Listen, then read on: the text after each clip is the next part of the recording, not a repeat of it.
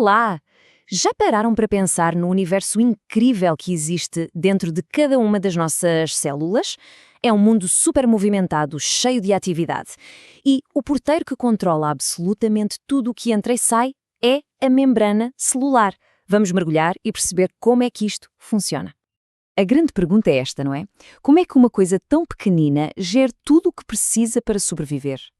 A resposta está na sua fronteira, a tal membrana, que é muito mais do que uma simples parede. É, na verdade, uma fronteira inteligente e super dinâmica. O nosso roteiro para entender isto tem 4 paradas. Primeiro, vamos ver a força da água. Depois, como é que o equilíbrio se mantém no nosso sangue. A seguir, como é que as células usam energia para, basicamente, lutar contra a física. E, por fim, como é que recebem aquelas entregas especiais de grande volume. Ok, vamos começar pelo mais fundamental de tudo. Antes de qualquer maquinaria celular complexa, existe uma força da natureza que simplesmente governa tudo: o movimento da água. Esse processo chama-se osmose e a regra é super simples. A água move-se para onde há mais coisas dissolvidas. Podem ser sais, açúcares, proteínas. Basicamente, a água segue as partículas para tentar diluir a área mais concentrada e encontrar um equilíbrio. E a força que este simples movimento gera é impressionante. Pensem só, uma pequena diferença na concentração de sal de um lado para o outro pode criar uma pressão equivalente à que se sente a 43 metros de profundidade no oceano. É uma força invisível, mas gigantesca. Aqui vemos a matemática por trás dessa força. A equação de Van't Hoff pode parecer um bocado intimidante, eu sei, mas a ideia central é bem simples.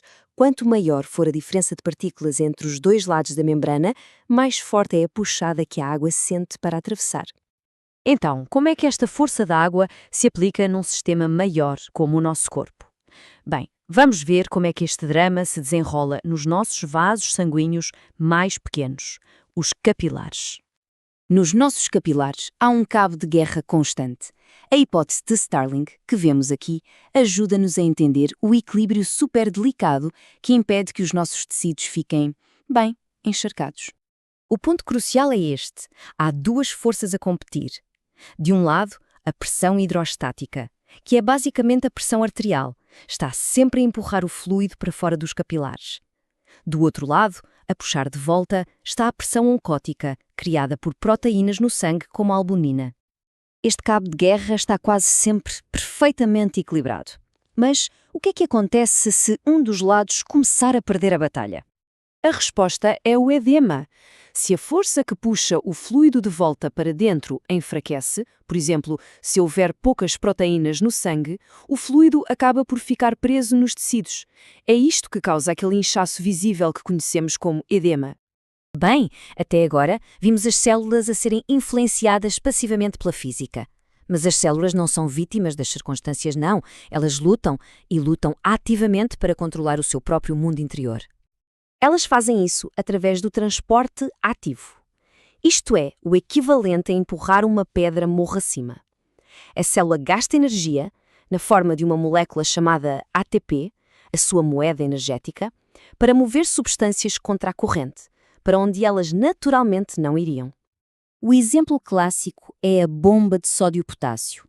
Como vemos neste ciclo, ela usa energia para, ativamente, bombear 3 íons de sódio para fora da célula e trazer 2 íons de potássio para dentro. Este processo constante é absolutamente fundamental para tudo, desde os nossos nervos até aos nossos músculos. E isto leva-nos a uma ideia fundamental. Ao bombear estas partículas carregadas, a célula cria uma diferença de carga elétrica de um lado para o outro da membrana. Essencialmente, a membrana celular funciona como uma pequena bateria a armazenar energia que pode ser usada depois para alimentar outros processos. Ok, já vimos como a água e os pequenos íons atravessam a membrana. Mas e as coisas maiores, como proteínas ou pacotes inteiros de colesterol? Para isso, a célula tem um sistema de entregas muito especial. Esses processos são a endocitose para importar e a exocitose para exportar. Em vez de usar um portão, a membrana simplesmente envolve a carga. Para importar, ela dobra-se para dentro e engole o que precisa numa bolha. Para exportar, uma bolha interna funde-se com a membrana e, basicamente, cospe o seu conteúdo para fora. O mais fascinante nisto tudo é que o processo pode ser muito seletivo. Funciona como uma entrada VIP.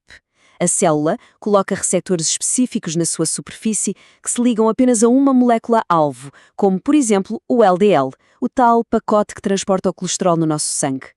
A viagem do colesterol é mais ou menos esta. O LDL liga-se ao seu receptor VIP, a célula engole, e lá dentro um lisosoma, que é o centro de reciclagem da célula, decompõe o pacote para que o colesterol possa ser finalmente usado.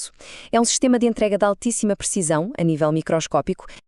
Em resumo, olha o caminho que fizemos. Fomos das leis mais básicas da física, como a pressão da água, até esta maquinaria celular super sofisticada, que funciona quase como um serviço de entregas.